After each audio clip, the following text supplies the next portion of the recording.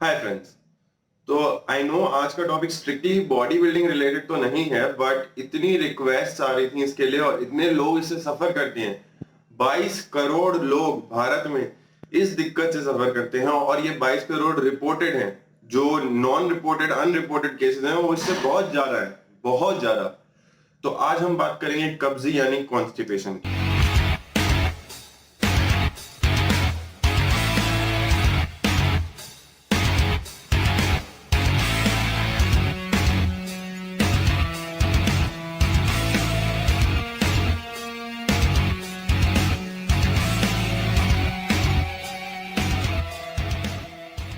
इसका मतलब ये है कि अगर आपके हफ्ते में 3 से कम बाउल मूवमेंट्स हो रही हैं या स्टूल बहुत हार्ड आ रहा है, निकालने में दिक्कत हो रही है, and what you need to understand about this कि ये हमेशा एक डिजीज नहीं है, एक बीमारी नहीं है, ये कुछ अलग बीमारी का सिम्टम भी हो सकता है या सिर्फ और सिर्फ जैसा मैक्सिमम नंबर ऑफ केसेस में होता है ये एक लाइफस्टाइल डिजीज होती है। यानी कि आपके खान पान, आपका एक्सरसाइज, आपकी फिजिकल हेल्थ, आपका जो इनटेक है चीजों का, जो आपकी आदतें हैं, जो आपकी स्लीप है, जो आपका हाइड्रेशन है, बहुत चीजें जो आप खुद ठीक कर सकते हैं, उन वजहों से मोस्ट पीपल में ये प्रॉब्लम देखी जाती है। तो इसके कॉजेस क्या क्या होते हैं? सबसे पहले हम नॉन पैथोलॉजिकल कॉजेस की बात करेंगे, यानी कि इसके कारण ये हैं जो बीमारी से रिलेटेड नहीं है। पहला कारण हो गया डिहाइड्रेशन यानी पानी की कमी। 2.5 से 3 लीटर पानी डेली पीना ही पीना है एक अडल्ट आदमी को, एक हेल्दी आदमी को, स्पेशली एक ट्रॉपिकल कंट्री में इंडिया जैसे इतनी ज्यादा गर्मी है कि मतलब आधा घंटा सड़क पे चलना इज इक्वल टू 1 लीटर पसीना बहाना। तो आप सोचिए पानी की कितनी कमी है, और पानी कमी होती है तो स्टूल हार्ड हो जाता है, हार्ड हो जाता है तो वो निकालना मुश्किल होता है। अगला कारण होता है lack of dietary fibre. Dietary fibre एक ग्रुप है, एक न्यूट्रिएंट। डाइटरी फाइबर एक फूड ग्रुप है, एक तरीके का, वो आपके गट मोटिलिटी में हेल्प करता है। यानी जो आपकी आंतों का चलन होता है, एक तरफ चलती हैं आते, उनमें मूवमेंट होती है जिसको हम पेरिस्टालसिस बोलते हैं। ऊपर मुंह से लेके नीचे तक पूरी डाइजेस्टिव ट्रैक्ट में ये मूवमेंट होती है। तो उस मूवमेंट को स्टिमुलेट करने के लिए फाइबर बहुत हेल्पफुल होता है। और फाइबर, मॉडर्न जो हमारी डाइट है उसमें फाइबर की इतनी कमी है क्योंकि हमारे पास टाइम नहीं है, हम सैलेड्स नहीं खाते, बहुत लोग हैं फल नहीं खाते, अमरूद नहीं खाते हैं, अनार नहीं खाते, पपीता नहीं खाते, ये सारे फाइबर रिच फ्रूट्स हैं। और हम छिलके हटा के खाते हैं चीजें, खीरा खाएंगे तो छिलका हटा के खाएंगे, सेब खाएंगे तो छिलका हटा के खाएंगे।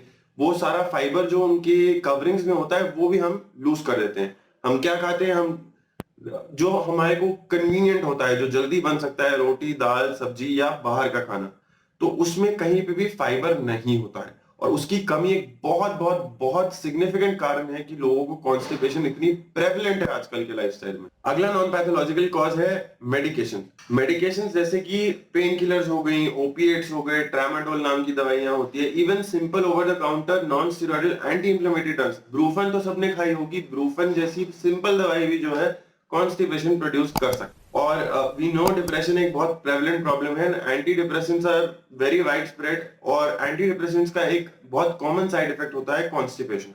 This is just some medication over the top of my head. बहुत सारी दवाइयां होती है और अगर आप कोई दवाई ले रहे हो उसके साथ आपको ये दिक्कत हो रही है तो सर अपने डॉक्टर को प्लीज एक बार कंसल्ट करें जिसने वो दवाई लिखी है। उनको बोले सर मुझे ये खाने से कब्जी हो रही है, मुझे ये दिक्कत हो रही है, तो वो मेडिसिन का ग्रुप चेंज करेंगे या इस सिम्टम को रिलीव करने के लिए आपको कुछ और देंगे।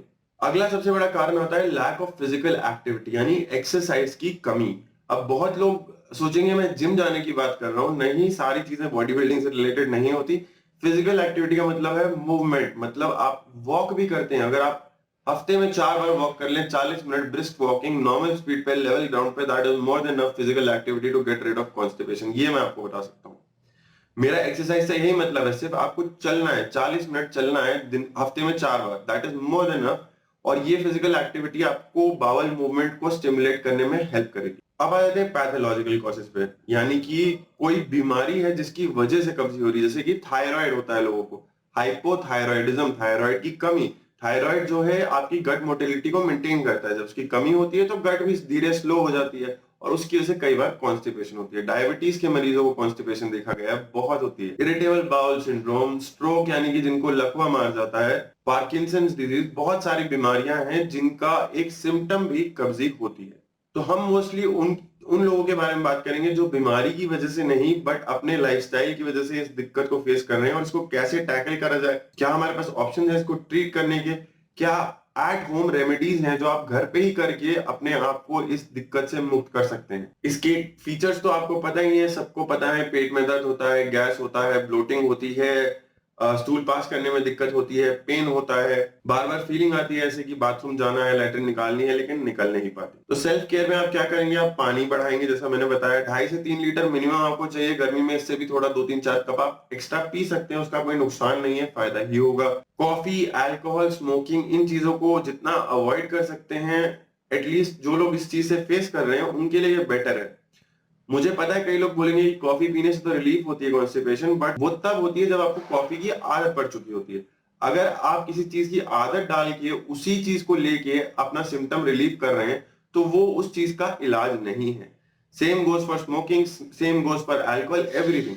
तो ये सारी चीजें आपकी बॉडी को डिहाइड्रेट करती हैं, शरीर से पानी बाहर निकालती हैं, जो further down the road constipation पे लीड करता है। अनार, पपीता, अमरूद फाइबर रिच फ्रूट्स, और अगर आप किसी तरह से ऑर्गेनिक फ्रूट्स ऑब्टेन कर सकते हैं जो केमिकली ट्रीटेड नहीं है, जिनके छिलके पे पेस्टिसाइड्स नहीं है, तो छिलका समेत भी फ्रूट खाना एक हेल्दी प्रैक्टिस है कॉन्स्टिपेशन रिलीव करने के लिए। अपनी डाइट में सलाद ऐड करना, खीरा, पत्तेदार सब्जियां खाना, होल वेजिटेबल्स अच्छे से बॉईल करके खाना, ये सारी चीजें कॉन्स्टिपेशन रिलीफ में बहुत हेल्प करती हैं। और फैटी फूड्स को अवॉइड करना, आई नो मुश्किल है सर, लेकिन अगर आप इससे छुटकारा चाहते हैं, एक हेल्दी बॉडी, एक हेल्दी लाइफस्टाइल चाहते हैं, तो आपको ये थोड़ा सा मॉडिफिकेशन अपनी लाइफ में करना पड़ेगा। और मेडिकल ट्रीटमेंट में क्या आता है, मेडिकल ट्रीटमेंट में सबसे पहले और सबसे सिंपल एक जेंटल ट्रीटमेंट, यानी कि आप ऊपर से फाइबर ले लें। फाइबर ईसबगोल के हस्क के फॉर्म में आता है। ईसबगोल ब्रांड नेम भी है फाइबर का, फाइबोजेल, बहुत बहुत सारे नामों से आते हैं, बहुत सारे फ्लेवर्स में आते हैं। इसके 2 चम्मच आदमी पानी के गिलास में मिला के रात को सोने से पहले पी ले, कॉन्स्टिपेशन सुबह रिलीफ हो जाती है। उसके ऊपर आते हैं बल्किंग एजेंट्स। ये वो चीजें हैं जो डॉक्टर प्रिस्क्राइब करते हैं, गैस्ट्रोएंटेरोलॉजिस्ट प्रिस्क्राइब करते हैं। उसमें आपको क्रीमाफिन, क्रीमाफिन प्लस सिरप, लूज सिरप जिसमें लैक्टुलोज होता है, बहुत सारे कॉम्बिनेशन मिलते हैं जो टेम्परेरी रिलीफ के लिए मेंट होते हैं। वो इस चीज के लिए नहीं होते कि आप परमानेंट उसको लेके उससे अपना काम चलाते जाएं और अपनी डाइट को ना सुधारें। That is for temporary relief, कि अभी आपको बहुत दिक्कत हो रही है तो चलिए आपने हफ्ता भर ये ले लिया। और भी काफी सारी मेडिकेशंस है जो गट मोटिलिटी को स्टिमुलेट करती हैं, उनके साइड इफेक्ट्स में डायरिया होता है लोगों को कई बार।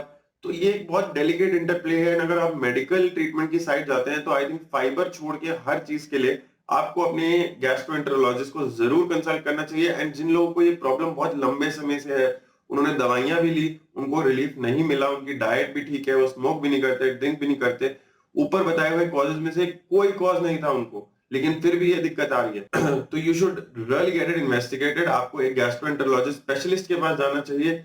ये कोई ऐसी शर्म वाली चीज नहीं है जिसके बारे में बात नहीं करी जा सकती। 22 करोड़ लोग सर, 22 करोड़ लोग कम नहीं होते हैं, और ये वो रिपोर्टेड केसेस हैं। डॉक्टर्स को ट्रेनिंग दी जाती है इस चीज के लिए कि वो खुल के हर चीज के बारे में बात कर पाए।